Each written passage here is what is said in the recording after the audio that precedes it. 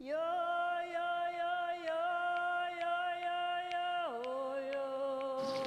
limlum kunchuten, white limlum tupia, kom te chahi satitko, kom te chahi tmiu, nalhi inti tich, dali chastis kulau, dali kin limt kin ala, kunchuten, our creator in Tupia, grandfather, left us this water and this land and the salmon and everything that is part of this earth.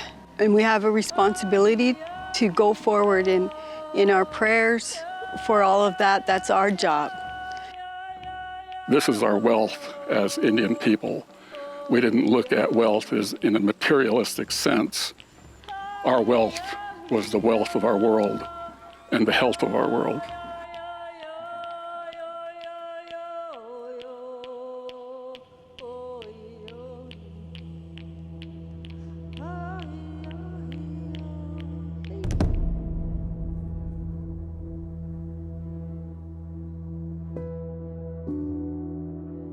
When they started the smelter, in about the 1880s, 1890s, it was a very big operation then, and the river was its primary source of waste management. Everything went into the river.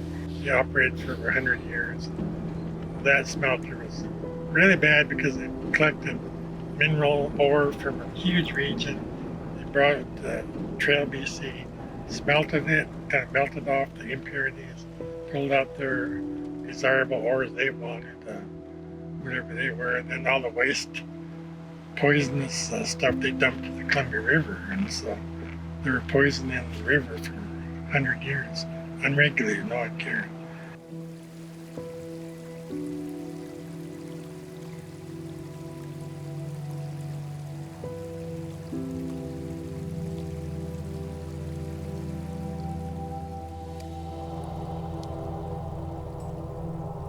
So I'm from the HLM district, so we grew up. We lived about a mile from the river. So as kids growing up, we spent all of our time down there in the summertime, and even back then, seeing a little bit of the effects of some of that black slag or sand, what we called it. And we tended to kind of hang out playing at, having no idea what it was or those those impacts.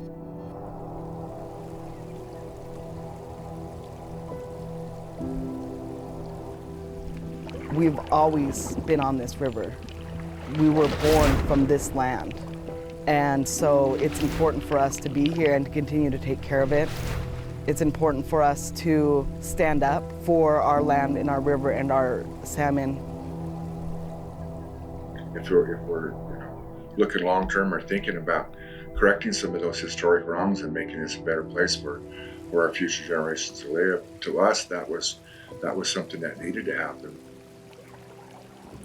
It was really upon the tribe to call attention, and in order to call attention to the problem, we had to do some initial scientific work on our own just to say that this was a problem.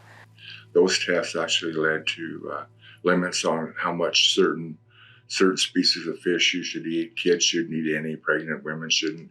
That toxicity through the years has just continued to rise, and that was some of the bigger concerns we had early on.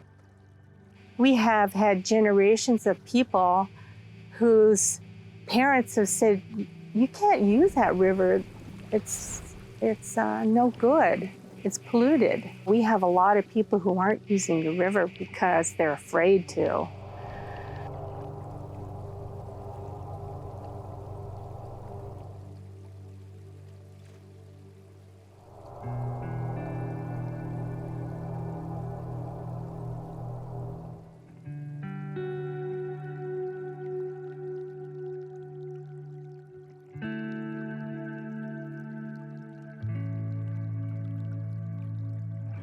I'm so happy to see the young ones here, because what's happening today is not for us, it's for them and for their grandchildren and the children after that. The salmon that come up through here not only feed the people, The eagles take the fish and put it on the land. The trees benefit from that. The bears take it from there further up the mountain, and they fertilize the berries all the way to the top of the mountain. The dead bodies of that salmon feed the bottom feeders, and all of those other bottom feeders.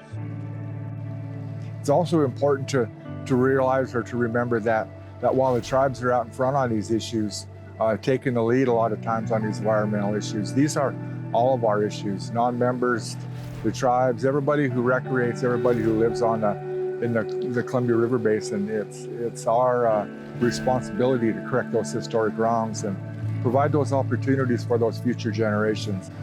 That's who we're really working for, is those future generations, those folks that we haven't met yet, providing those opportunities to them that was taken from us.